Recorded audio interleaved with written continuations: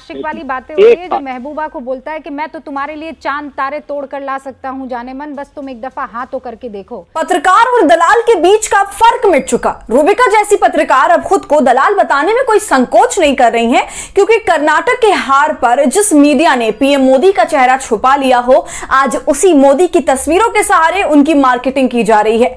और यह काम कोई भाजपा का नेता और प्रवक्ता नहीं, बल्कि रूबिका जैसे लोग कर रहे हैं, जो हमेशा सत्ता के टॉनिक में मस्त रहती हैं।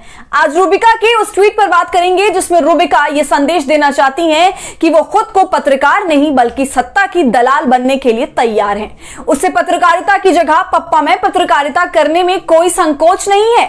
उसे 2 रुपल्ली ट्रोलर बनने में कोई दिक्कत नहीं है। गोदी और मोदी के पर्दे के पीछे के रिश्ते को दुनिया के सामने लाने में उसे अब कोई दिक्कत नहीं है, क्योंकि रूबिका ने अब खुले दिल से ये कह दिया है कि कबूल है, कबूल है, कबूल है। नमस्कार, आदाब, आप देख रहे हैं खबर अड्डा और मैं हूं आपके साथ सुम्बुलीरम। कर्नाटक के हार पर पीएम मोदी को मीडिया ने ऐसे गायब कर दिया था जैसे गधे के सर से सींग गायब हो जाती है।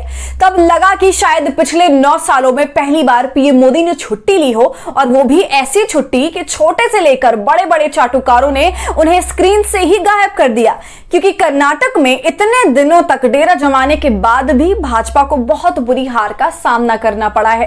भले ही मीडिया ने मोदी की तस्वीर गायब कर दी, लेकिन आम लोगों से लेकर बुद्धिजीवी वर्ग तक सबने मीडिया के इस दोहरे चरित्र पर खूब हमला किया और हार का सारा क्रेडिट मोदी के नेतृत्व और चाणक्य के चाणक्यगिरी पर फोड़ा।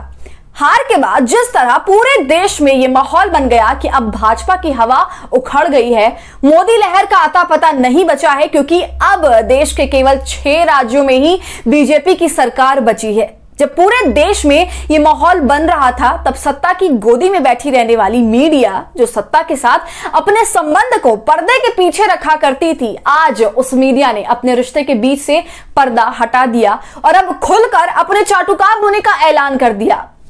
दरअसल पीएम विदेश के दौरे पर हैं, जहां वो एक कार्यक्रम में हिस्सा लेने पहुंचे हैं जिसमें दुनिया भर के अलग अलग देशों के राष्ट्रपति और प्रधानमंत्री भी उस कार्यक्रम में आए हुए हैं। उसी कार्यक्रम की एक तस्वीर ट्विटर पर साझा करते हुए रूबिका ने लिखा, मोदी है तो मुमकिन है। इस तस्वीर में पीएम मोदी यूक्रेन के राष्ट्रपति जेलेंस्की के साथ बैठे हुए हैं और औपचारिक तौर से बातचीत कर रहे हैं, लेकिन भक्ति के अंतिम पायदान पर बैठी रूबिका को पता नहीं इस तस्वीर में क्या दिख गया कि वो लिख बैठी, मोदी है तो मुमकिन है। जैसे मानो मोदी भारत के पहले ऐसे प्रधानमंत्री हैं जो किसी देश के राष्ट्रपति के सामने बैठे हों। जब भी किसी 2 देशों के जिम्मेदार मिलते हैं तो ऐसी ही बैठकर चर्चा होती है, लेकिन इसमें भी सत्ता के टॉनिक लिए लोगों को चमचागिरी करने से परहेज नहीं है। देश को यह बताने की कोशिश कर रहे हैं कि देखो, जिस मोदी और बीजेपी को कर्नाटक की जनता ने हरा दिया, उस मोदी को यूक्रेन के राष्ट्रपति कैसे बैठकर सुन रहे हैं।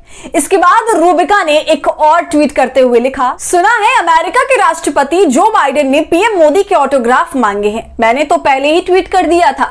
यहां ट्वीट किया, वहां लग गई लकड़थक्कों की भीड़ अपने काम पर। अब बताओ ये कैसे हो सकता है? बाइडेन भी बिक गए क्या? ऑस्ट्रेलियाई पीएम भी संघी हो गए क्या? बहुत नाइंसाफी है ये ट्रोल छापों के साथ। सबसे पहले रूबिका ये कह रही हैं कि इसने सुना है कि बाइडेन ने मोदी का ऑटोग्राफ मांगा है। तो क्या जब अमेरिका के राष्ट्रपति मोदी के कान में ये कह रहे थे, तो क्या रूबिका वहां मौजूद थी? रूबिका ये क्यों नहीं बता रही है कि उसने सुना नहीं है, बल्कि व्हाट्सएप पर पढ़ा है, जो व्हाट्सएप गोबर भक्तों के लिए भेजा गया था। रूबिका ने उसी व्हाट्सएप को पढ़कर ट्वीट कर दिया कि सुना है बाइडेन मोदी का ऑटोग्राफ मांग रहा है।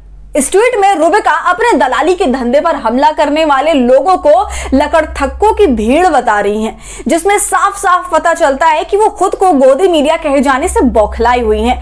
कह रही हैं बाइडेन भी बिक गए क्या? अब बाइडेन बिके हैं या नहीं उसका कोई आधिकारिक ऐलान तो नहीं हुआ है, लेकिन एक बात साफ हो गई है कि इस देश की मीडिया और उसके पत्रकार सत्ता के हाथों बिक चुके हैं और वो सत्ता के हाथों को खिलौना बन चुके हैं, क्योंकि किसी भी विदेशी मीडिया ने यह खबर नहीं चलाई कि बाइडेन ने मोदी का ऑटोग्राफ मांगा है।